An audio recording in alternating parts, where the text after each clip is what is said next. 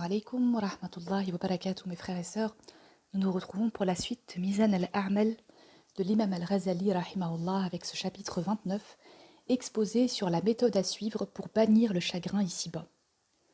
Lorsqu'on a la sécurité chez soi, la validité du corps et de quoi vivre un jour, s'affliger et s'attrister à cause des affaires de ce bas monde constitue un signe de démence et de déraison.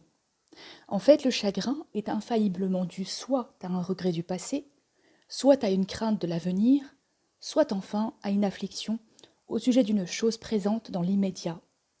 Or, si le chagrin est dû à une chose passée, l'homme raisonnable est assez clairvoyant pour savoir que rien ne sert de se tourmenter pour une chose déjà manquée, et s'attrister devant ce contre quoi on ne peut plus rien est pure sottise.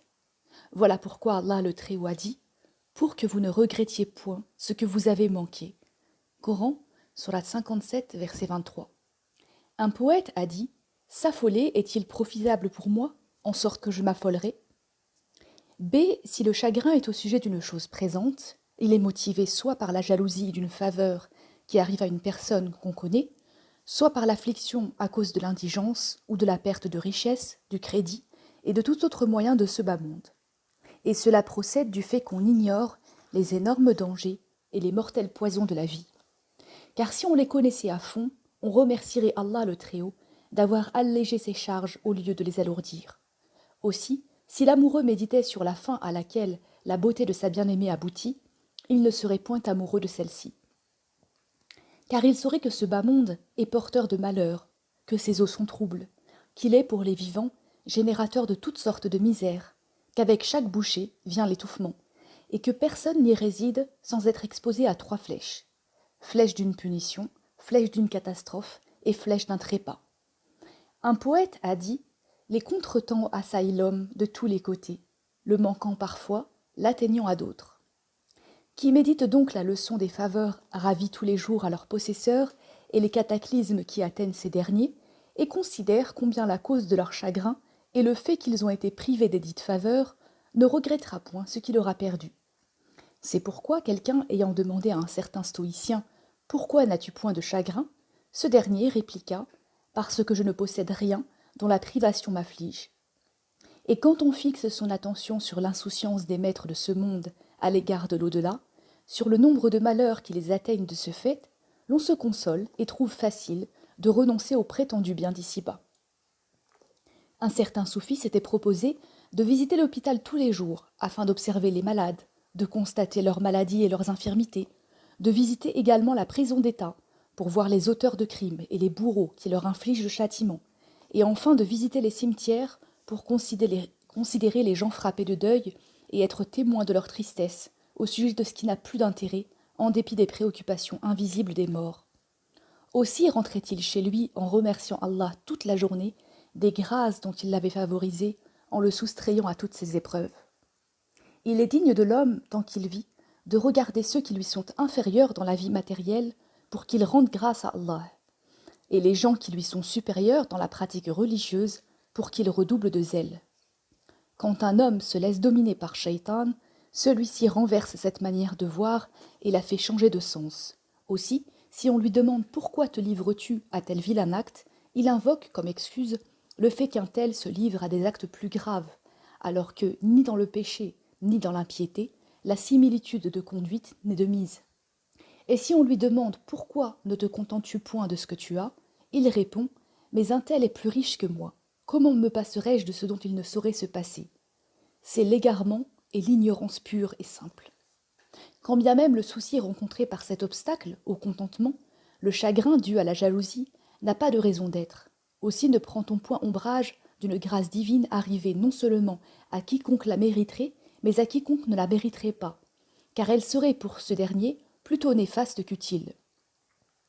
C'est si le chagrin est au sujet de l'avenir et s'il est dû à un fait dont la réalisation est contingente, il sera procédé à un examen. 1. Si le fait est inéluctable, tel que la mort avant la vieillesse, ce sera pure déraison que de s'en attrister.